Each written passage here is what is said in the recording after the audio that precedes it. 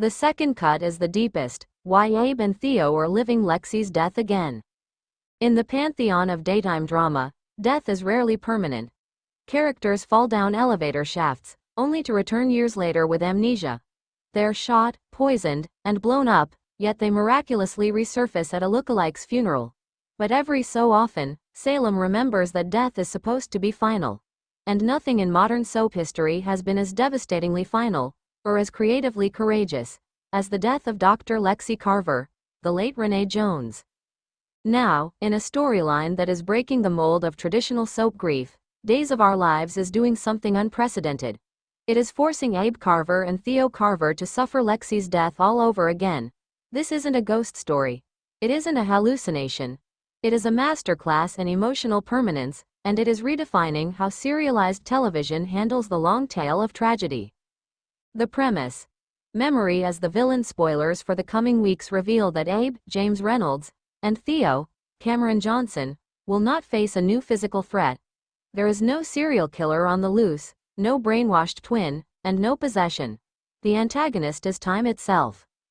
In a series of upcoming episodes, Abe begins experiencing severe cognitive episodes following his recent recovery from a gunshot wound.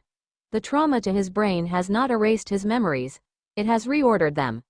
Abe is losing the ability to distinguish between past and present. While his body is in 2024, his mind frequently snaps back to 2012, the year Lexie died from an inoperable brain tumor. For Theo, who has already struggled with OCD and the loss of his mother, watching his father relive the most horrific year of their lives is a unique form of torture.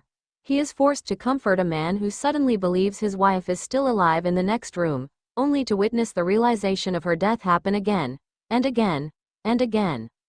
Why this is genius, the creativity angle. Most soaps would have resurrected Lexie by now. A recast. A dream sequence. A long-lost twin. But Days has steadfastly refused. Why? Because the show's head writers understand a brutal truth. Some deaths aren't just plot points, they're scars on the show's identity. By having Abe relive Lexie's death neurologically, the writers are making a profound statement about trauma. For Abe, Lexie didn't die once. She dies every time he wakes up and remembers she isn't there. This storyline converts a standard medical drama trope, post-injury amnesia, into a philosophical horror show about the nature of grieving. The creative risk here is monumental. Audiences hate repetitive storylines. Watching Abe cry over Lexie's grave for the 10th time would be boring. But watching Abe forget that she is dead, set a place for her at dinner, then collapse when Theo reminds him of the funeral, that is agonizingly fresh. Theo's impossible role. The creative gold of this arc, however, belongs to Theo Carver. Historically, Theo has been protected by the town. He is the child of two heroes, a young man on the spectrum who has navigated his neurodivergence with grace. But this story strips him of that protection. He is now the caretaker. In leaked script snippets, Theo is forced to make an impossible choice. Does he play along with his father's delusion to preserve his peace, or does he tell him the truth, knowing it will shatter him into fresh grief every single time? In one particularly harrowing scene, Abe asks Theo to call his mother to pick him up from the hospital. Theo picks up the phone, dials nothing, and pretends to have a conversation with his dead mother just to keep his father from panicking. This is not your grandmother's soap opera. This is raw, psychological drama that rivals premium cable shows. It forces the audience to sit in the discomfort of a question no one wants to answer. Is it better to be happy in a lie or devastated by the truth? The ghost of Lexie. Of course, no discussion of this arc is complete without mentioning the elephant in the studio. Renee Jones retired from acting in 2014 and has lived a private life since. She has not returned to the role. So, how does the show make Lexie present without the actress? Through silence and memory objects.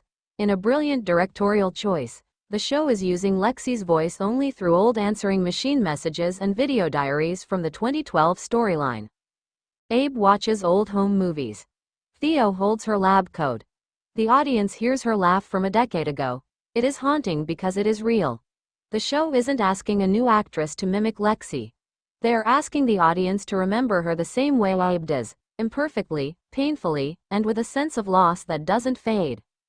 Spoilers indicate that this storyline will culminate not in a cure, but in an acceptance. Abe will eventually undergo a risky procedure to stabilize his memory, but the doctors warn that he will still remember the relapses. He will carry the memory of losing Lexie 5 times over. Theo, meanwhile, will finally break down in the arms of his aunt, Lonnie Price, Sal Stowers, admitting that he has been grieving his mother continuously for 12 years, but that watching his father grieve her on a loop has broken something in him. This is the creative revolution. Days of Our Lives is arguing that grief isn't a linear process. It is a spiral. Lexie's death isn't a plot point from 2012 that the show moved past. It is the gravitational center of the Carver family's universe. Every joy, every milestone, every laugh is still orbiting that black hole. In an era where streaming services brag about prestige TV, Days of Our Lives is quietly producing some of the most emotionally intelligent storytelling on any platform. The Abe and Theo arc is difficult to watch. It is slow, repetitive by design, and uncomfortable. But so is real grief. By refusing to resurrect Lexie and instead resurrecting the experience of losing her, the show has found a way to honor one of its most beloved characters without cheapening her exit. It is sad. It is brave. And it is the most creative thing happening in daytime television right now. For longtime fans, keep the tissues nearby. For newcomers, this is the moment you realize that soaps are not guilty pleasures. They are laboratories of human emotion. And right now, in Salem, a father and son are learning that you don't survive a death like Lexie's. You just learn to survive the memory of it. Over and over again.